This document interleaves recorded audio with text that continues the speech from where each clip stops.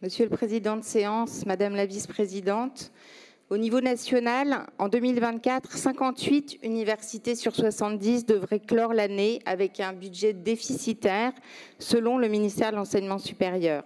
En tête, l'université Paris-Saclay avec 42 millions d'euros de déficit. Alors, quel message envoyez-vous à ces établissements lorsque l'on baisse leurs dotations, notamment en matière d'investissement? Sommes-nous vraiment tournés vers l'avenir lorsque l'on coupe les moyens de nos universités et des chercheurs? Avec cette austérité budgétaire, cette année blanche est un coup porté de plus au secteur déjà en souffrance et va compromettre de nouveaux projets d'investissement.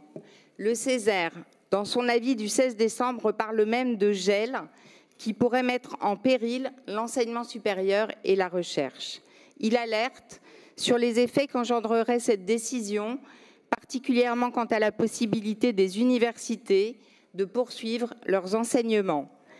Ainsi, certaines d'entre elles ont d'ores et déjà déclaré leur crainte de se retrouver dans une situation de faillite. Il s'agit de décisions lourdes de conséquences qui font peser une menace pour l'avenir de nos universités et de notre modèle éducatif. Nous pourrions également parler de votre charte régionale adoptée en commission permanente, dangereuse, inutile par rapport au cadre légal déjà existant, préparée à la hâte et qui inquiète les établissements.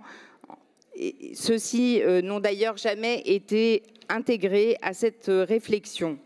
Et le manque de concertation et de consultation est visiblement votre marque de fabrique. Vous avez d'ailleurs été interpellé par les présidents d'université et les directeurs d'école. Du côté des étudiants, la région Île-de-France est régulièrement pointée comme étant la région la plus chère pour les étudiants en France. On compte environ 50 000 étudiants précaires sur les 800 000 que compte la région. En 2023, l'exécutif régional a remplacé les aides au plus grand nombre par des contrats d'étudiants mentors pour réaliser des économies sur le dos de la précarité. À peine lancé, ce programme se voit déjà amputé 2 ans plus tard.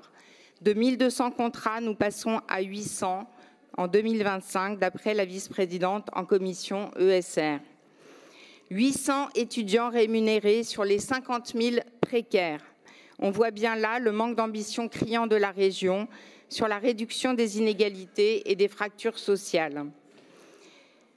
Ils ne doivent pas non plus renoncer à partir à l'étranger, renoncer à une ouverture sur le monde, parce que vous avez décidé aussi de faire disparaître les aides à la mobilité internationale, d'abord en contraignant le dispositif, puis en provoquant l'effondrement des crédits. Nous présentons des amendements pour revenir sur vos décisions, car avec ce budget, vous choisissez de délaisser l'enseignement supérieur, la recherche et les étudiants. Merci.